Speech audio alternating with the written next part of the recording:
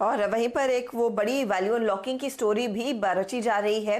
Hopefully हम देखेंगे, जो कंपनी के मैनेजमेंट ने पहले इंडिकेट किया है कि बड़े पैमाने पर आगे चलकर लिस्टिंग होगी रिलायंस रिटेल की, दूसरे आर्म्स में भी वैल्यू अनलॉक किया जाएगा। उसके लिए मेरे ख्याल में ये जो ई कॉमर्स या फिर व्हाट्सएप के साथ डील हुई है, फेसबुक के साथ डील हुई है, एक स्टेपिंग स्टोन है। शुक्रिया यातिन इस डिटेल्ड एनालिसिस के लिए। हमारे साथ विकास सेठी भी जुड़ गए हैं। सेठी साहब, गुड मॉर्निंग। आज की सबसे बड़ी खबर यही है कि 30 अप्रैल को राइट्स इशू की विचार करने वाला है रिलायंस का बोर्ड, नंबर्स भी आएंगे। ये राइट्स इशू के क्या मायने रहेंगे, ये क्या इंडिकेट कर रहा है आगे चलकर मैनेजमेंट की जो मंशा है, कंपनी को आगे किस तरह की ग्रोथ ट्रैजेक्टरी देनी है, आपकी अप्रोच क्या रहेगी इस खबर के बेसिस पर?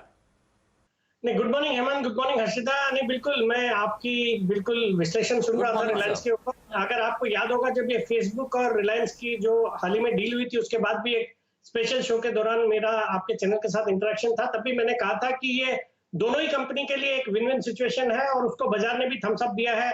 जहां एक और यूएस के मार्केट्स में फेसबुक के शेयरों में अच्छी तेजी हुई है, वहीं रिलायंस पे भी एक अच्छी भारी तेजी पिछले 5-7 दिनों में जब से डील कंज्यूमेट हुई है तब से हमने देखी है। मुझे लगता है ये जो राइट्स इशू का भी जो प्लान है रिलायंस का, ये सब एक ही चीज को दर्शाता है कि रिलायंस इंडस्ट्रीज अपने आप को जो कर्ज मुक्त करने की बातें की थी इन्होंने पिछले साल अपने एजीएम में, जो सऊदी अरमको के साथ डील करने की बातें थी, और वो कहीं ना कहीं लगता है कि जिस तरह से क्रूड के प्राइसेस में इतनी भारी गिरावट आई है, हो सकता है वहां पे कुछ नहीं होगा। और उसके सामने इन्होंने ये जो रिलायंस जियो के बिजनेस में स्टेक बेच करके जो एक 43-44 हजार करोड़ रुपए जुटाए हैं, फिर ये जो राइट्स इशू के जरिए भी जो फंड्स कंपनी जुटाएगी, मुझे लगता है उससे वो कर्ज को कम करने या कर्ज को मुक्त करने के लिए बिल्कुल इनका स्टेप होगा।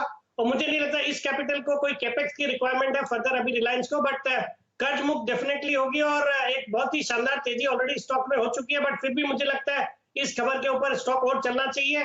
बाकी मेरा 1 साल का रिलायंस में लक्ष्य है 1750 रुपए का, और मुझे लगता है अगर किसी का 2-3 साल का नजरिया है तो एक बार मार्च 2021 तक कंपनी के डेट रिड्यूस हो जाते हैं। उसके बाद जैसे हर्षिता भी थोड़ी देर पहले बता रही थी, इनके जो दोनों कंज्यूमर ओरिएंटेड बिजनेस है, रिलायंस रिटेल का और रिलायंस जियो का, इनको डीमर्जर करके बिल्कुल वैल्यू अनलॉकिंग के लिए तैयार रहना चाहिए और स्टॉक में एक भारी गेन्स बिल्कुल आने वाले 2-3 साल में हो सकते हैं। तो मेरी लॉन्ग टर्म निवेशकों को सलाह रहेगी कि करंट लेवल्स पे भी या कोई भी गिरावट में इस स्टॉक को कम से कम 2-3 साल के लिए खरीद के अपने पोर्टफोलियो का हिस्सा बना के बिल्कुल फॉरगेट करें।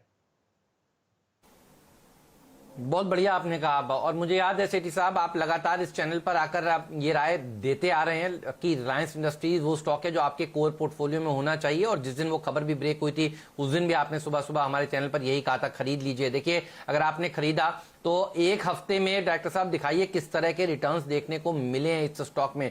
वन वे रैली देखने को मिल रही है इस शेयर में, और क्या गजब के पैसे दर्शकों ने बनाए हैं। देखिए, मैं इसलिए नहीं कह रहा क्योंकि ये जो चैनल है उसको रिलायंस ओन करता है, लेकिन अगर आप खुद भी सोचें कि ये कंपनी किस तरह से देखिए काम कर रही है, किस तरह से देखिए चल रही है, ये बहुत ही सराहनीय है। और क्या गजब का मूव यहां पर देखने को मिल रहा है। तो डिस्क्लेमर तो है ही कि आप जो चैनल देख रहे हैं उसका स्वामित्व और प्रबंधन रिलायंस इंडस्ट्रीज के पास है। ये देखिए 7 दिन का चार्ट हमारे डायरेक्टर साहब दिखा रहे हैं, और पिछले 5-6 दिनों में तो क्या गजब का मूव दिखाया है। और राजेश सतपुते जी ने भी और शुभम जी ने भी हमेशा कॉल यहां पर तेजी का ही दिया है। राजेश जी, बताइए आपका पोजिशनल टारगेट क्या है रिलायंस इंडस्ट्रीज के लिए, क्योंकि अब रिपोर्ट्स ये आएंगी कुछ दिनों बाद, इनफैक्ट आज से ही, कि रिलायंस के राइट्स इशू में सब्सक्राइब करना चाहिए। और फंड्स जो खरीदना चाहते थे रिलायंस को, और जो इंडेक्स में देखिए वेटेजेस बढ़ने की बात थी, देखिए वो लोग भी राइट्स इशू में पैसा लगाकर इस शेयर को ओन करना चाहेंगे। और उसके बाद जो सेठी साहब कह रहे हैं